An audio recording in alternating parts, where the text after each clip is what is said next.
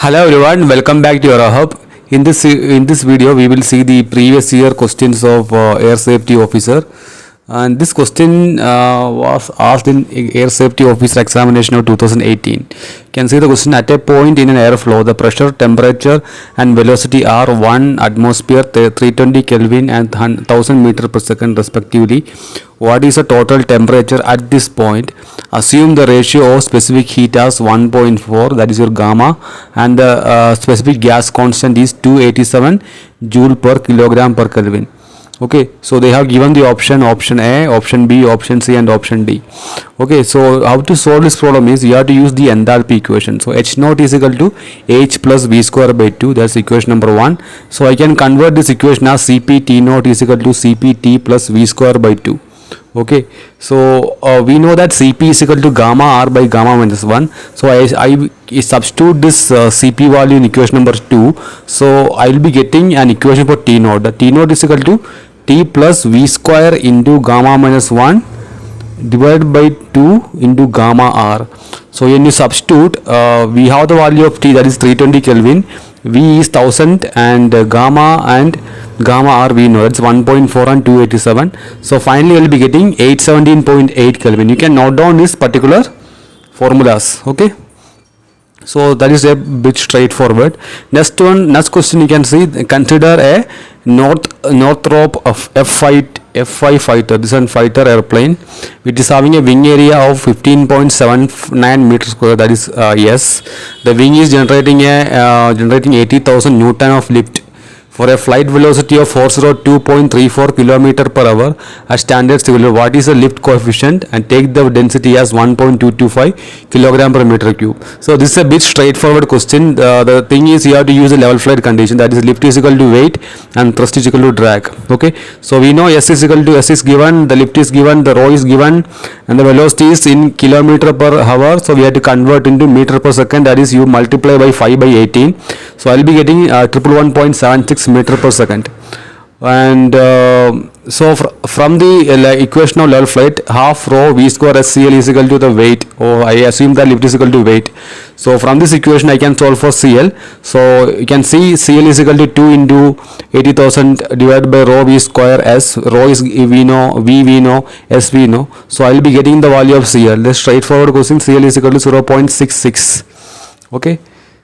And next question, at a particular point in a structural member, the two-dimensional stress system at a particular point that there is a two-dimensional stress system, and they have given the value of sigma x 60 Newton per millimeter square, sigma y is equal to minus 40 Newton per millimeter square, and the value of shear stress tau xy is equal to 50 Newton per millimeter square.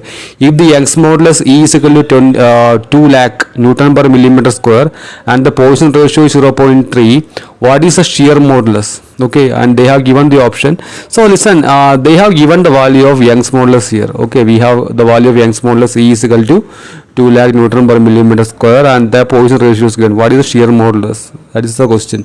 So we know there will be a relation between the Young's modulus as well as shear modulus, and they have given the value of sigma x, sigma y, and tau xy. That is nothing. There is no use of this data.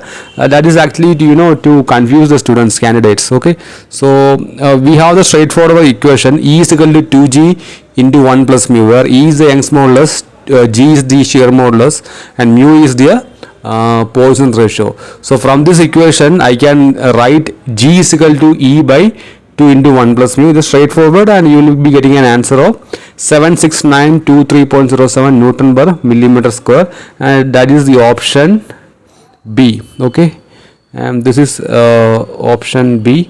And next question, which type of fatigue is caused due to vibration exerted by jet or propeller noise? And we have the option here: fatigue, cyclic fatigue, dynamic fatigue, and acoustic fatigue. So in this whole option, the fatigue, cyclic, and dynamic is related to material. So the acoustic fatigue is related to the jet noise. So the option is correct answer is option D, acoustic fatigue. And which type of steel is used to manufacture aircraft arrestor hook? And option A, high carbon steel, option B, low carbon steel, option C, maraging steel, option D, stainless steel. So you have to understand that mostly for aircraft materials we will be using always the maraging steel. So the correct answer is maraging steel. Okay, so we have solved nearly 10 questions in the last lecture. I think not last lecture, I think I have given the video before 2 weeks, then I have put some other videos regarding job opportunities. So I'll be continuing the air safety officer for about maybe this week or next week. Okay, so try to revise all the basics. I think most of the questions are really basic questions. No, they are not asking too much complicated, straightforward question. So try to clear your basics. Okay, and solve the problems. Thank you for listening. Take care.